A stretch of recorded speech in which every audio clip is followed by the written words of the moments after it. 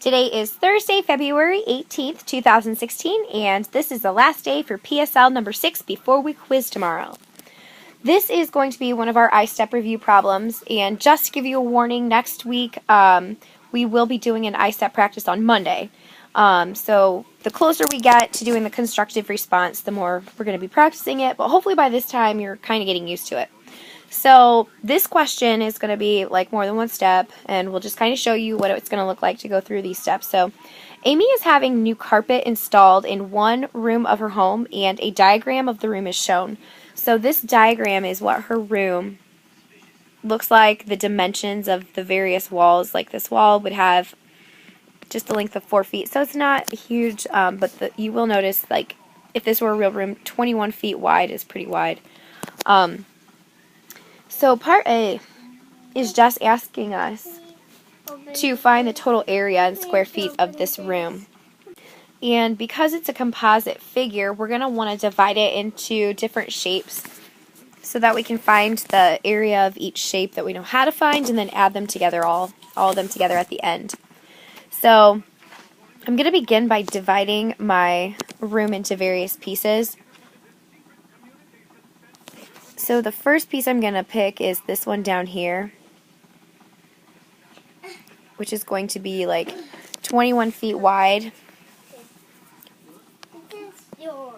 by 4 feet tall. Here. This is yours. Carter, shh. So 21 times 4 gives us a total of 84, and this is going to be square feet because we're just finding the area.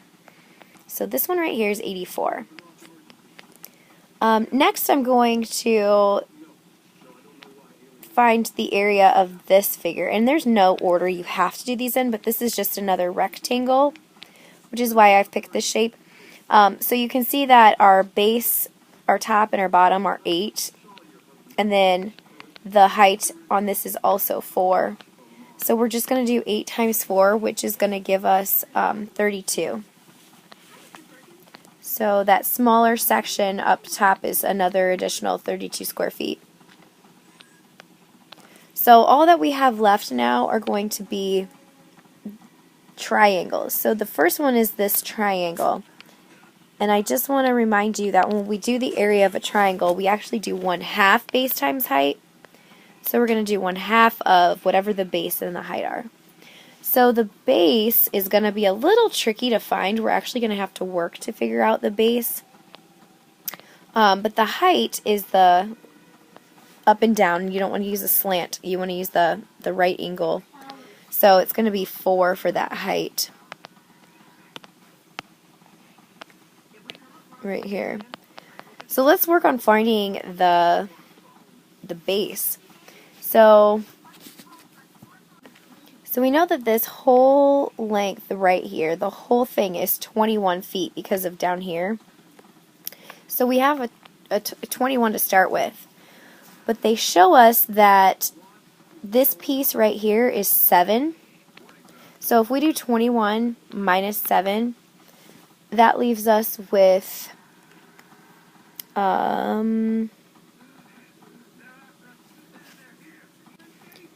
14 feet left to work with. So the red line is 14, a total distance of 14. But then they share that the center piece right here, from here to here, is 8. So this is 8. So if we do 14 minus 8, we have 6 feet left. That is going to be between these two areas. So this side on the right plus this side on the left, combining them together is going to give us 6. So you can tell that because they both have a slant height of 5 that they're going to be the same distance. So we're just going to divide 6 in half. So half of 6 is going to give us 3. So I'm going to substitute that into my formula. So now I've also got the other side on the left that has the same exact dimensions. It's just a mirror image. So I've added that down here at the bottom. So now we just have to start simplifying. So 3 times 4 is actually equal to 12. my eraser's not big enough. So this is 12. So half of 12 is equal to 6. So this guy over here is 6 square feet. It's hard to write that small in there. And then that's going to be the same for our other triangle because that also is going to reduce to 12 here.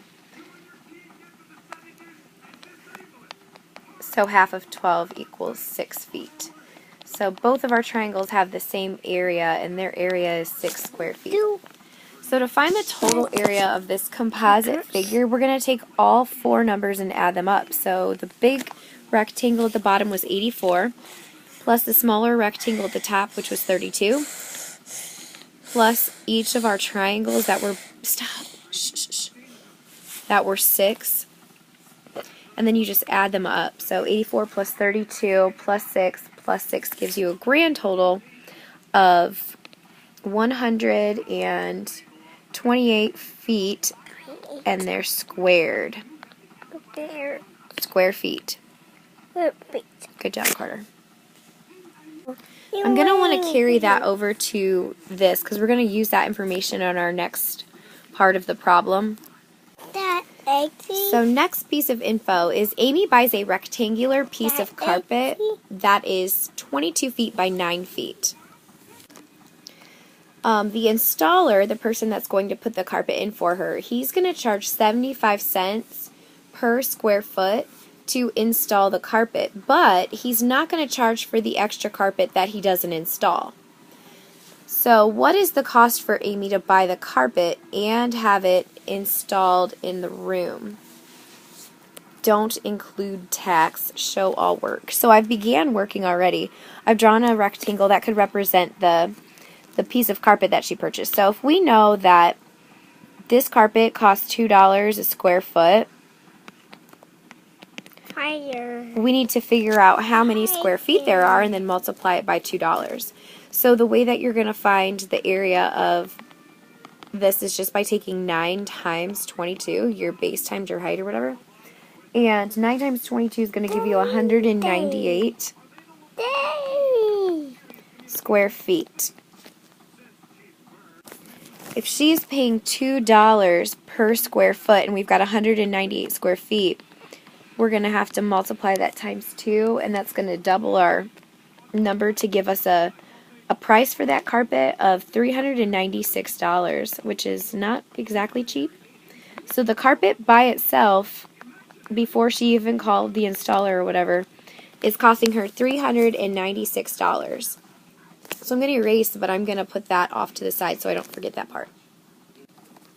So there's that info. The next piece of information that I see we're going to have to include is that the installer charges 75 cents per square foot to install the carpet, but he does not charge for the extra carpet not installed. So when we pay the installer, we aren't going to be paying for all 198 square feet of carpet that we purchased. We're just going to have to pay for the 128 feet that he's actually installing into the room. So we're going to have to take our 128 area of our room and multiply that times 75 cents because he's charging us 75 cents per square foot. But there's 128 square feet. So when you multiply 128 times 75 cents, this gives us $96. So we're going to have to pay the installer an additional $96 after we pay for our carpet to come put it into our room and not make us do it ourselves. To find the total that she's going to have to pay, we don't have to include tax, so we're not going to worry about anything else. All we have to do is add together the price of the carpet piece that she bought, and she's going to have extra left over because it's not all going to be used in there, but she's not going to be able to get money back for that. And then plus, we're going to add to that the price that we're going to have to pay the installer who comes and puts it in for us. So when we add those together, we get a total, a grand total, or the total of her bill, which is $492. And that is just to carpet that one room, which was kind of large, but not too large. So that is how you would show your work. it would not include just what's written here, but all the steps that we did along the way. So that's the end of PSL number 6. You should have all 4 days completed at this point. Remember to show all work if you want to get 5 points. A lot of you just go through and pull the answers off without showing work. That's going to get you 4 points if you do it consistently every day. But I really want you to try and work on iStep wants you to show that work. So I know it's annoying, but that's what we're emphasizing. So make sure that you've done your best job that you can on your PSL. You'll get to use it tomorrow in your quiz, and make sure that you turn it in so that I can get you credit.